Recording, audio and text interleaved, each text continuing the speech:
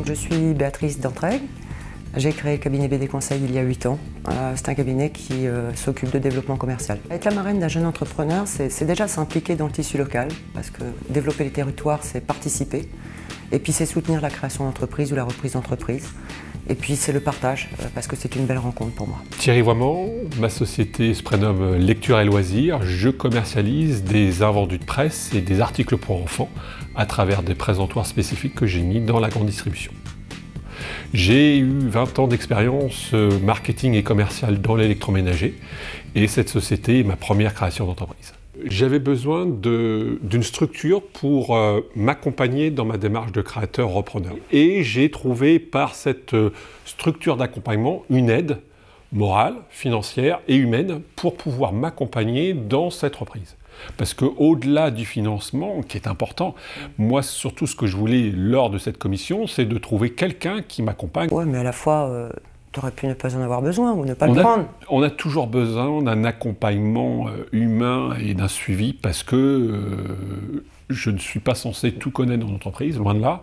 Et puis d'échanger autour de ses compétences, de ses expériences, c'est plus qu'enrichissant. Et dis-moi Thierry, si tu devais dire, allez, 2, 3, 4 mots de ta motivation sur le parrainage.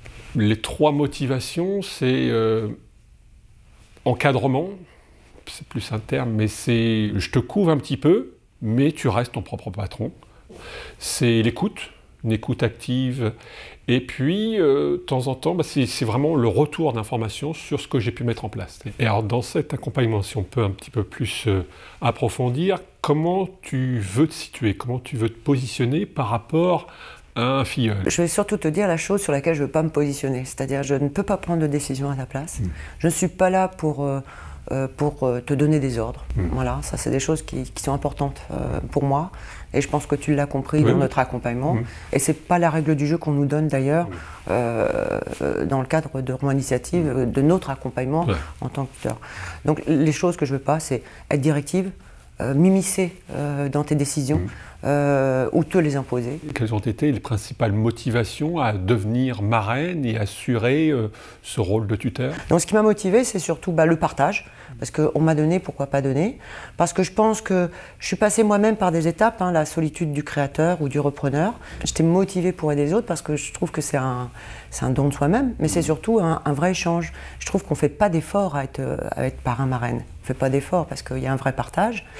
C'est une ouverture, c'est des échanges, c'est quelque chose d'assez, alors je dirais magique, sans que ce soit, voilà, mais c'est quand même magique. Mais c'est vrai que certains chefs d'entreprise méconnaissent cette structure et il est important que moi je puisse véhiculer et être le porte-drapeau de cette structure. Mais alors Thierry, ça veut dire que quand tu auras fini ce parrainage, on va dire, tu vas devenir toi-même parrain. J'y compte bien, c'est pas la motivation essentielle, mais c'est un objectif à atteindre, parce qu'il faut assurer le suivi d'autres entreprises derrière moi, quoi.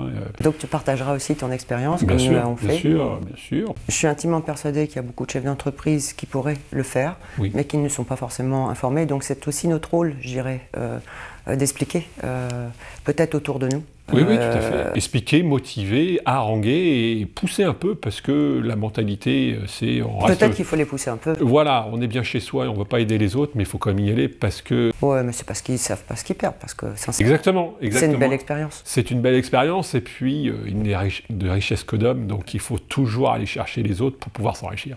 On est d'accord.